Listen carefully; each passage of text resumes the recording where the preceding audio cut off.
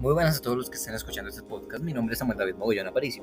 Y hoy, el 28 de julio de 2025, vamos a hablar sobre, en este caso, lo que vimos en la unidad 5 de español. En este caso vamos a ver sobre el contexto del Renacimiento, la literatura epistolar. Vamos a ver cosas como los libros más famosos como Don Quijote y también a su vez Macbeth. Vamos a hablar sobre estos poco a poco. Principalmente vamos a hablar sobre el contexto del Renacimiento. El Renacimiento se da después de la Edad Baja Media, de la Baja Edad Media, o de la Edad Media en general. ¿Qué sucede en este caso? En este caso la Edad Media terminó después de que muchos sucesos sucedieran. En el caso de lo bíblico se descubrió muchas mentiras de la iglesia. En el caso de lo social se empezó a estudiar un poco más. Y el cambio radical del pensamiento. En este caso estamos hablando de que en la Edad Media se hablaba mucho sobre Dios, pero actualmente en el Renacimiento se tiene de centro principalmente a la persona o al humano en este caso.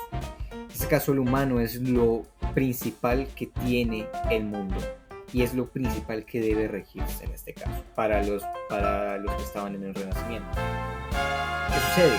De ese Renacimiento hubo muchos avances científicos, muchos avances en la historia, en todo lo que tengamos que hablar, pero lo principal es en la literatura y en el arte, ya que ya no solo se hablaba de una historia o una literatura bíblica o una literatura en la que se hablaba de pecado, sino hablaba más del humano, la evolución de cómo es que podía pasar a corromperse, cómo es que la humanidad propia llegaba a provocar que el humano dejara de ser alguien por sí mismo.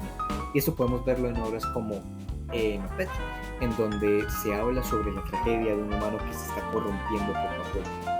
Esto también nos permite hablar sobre los libros que hemos venido viendo, en este caso Don Quijote y Macbeth, donde cada uno pues refleja esto del Renacimiento. En el caso de Macbeth habla sobre cómo es que el viaje de este héroe empieza a corromperse por la manipulación de su amada, de Lady Macbeth.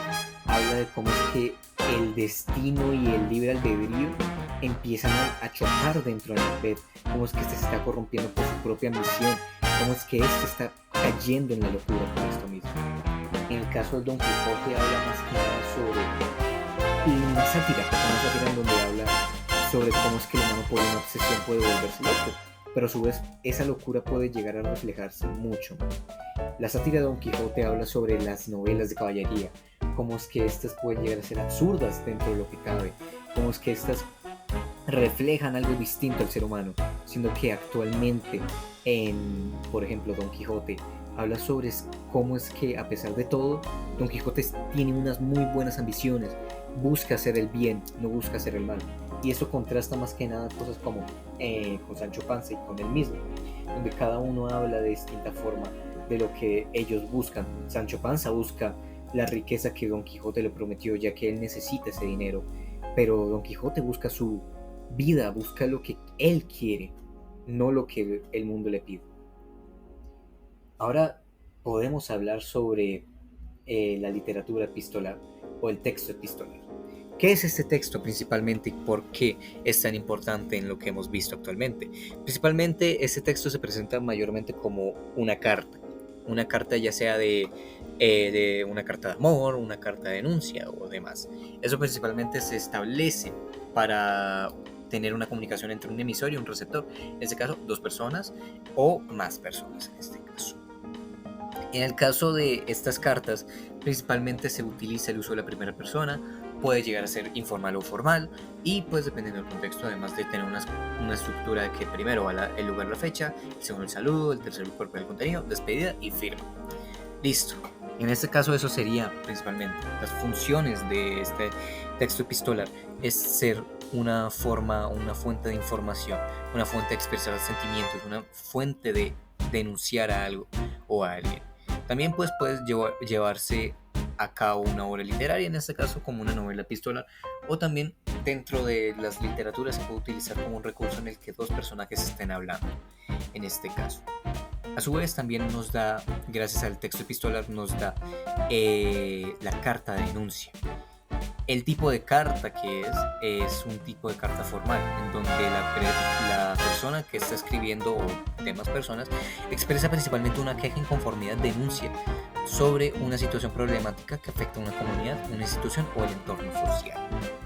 En este caso, está el objetivo de visibilizar una problemática y exigir una solución ante presionar a las autoridades correspondientes. Principalmente las características es un lenguaje formal y respetuoso, claro y directo, además de ser organizado, y el objetivo con fundamentos reales.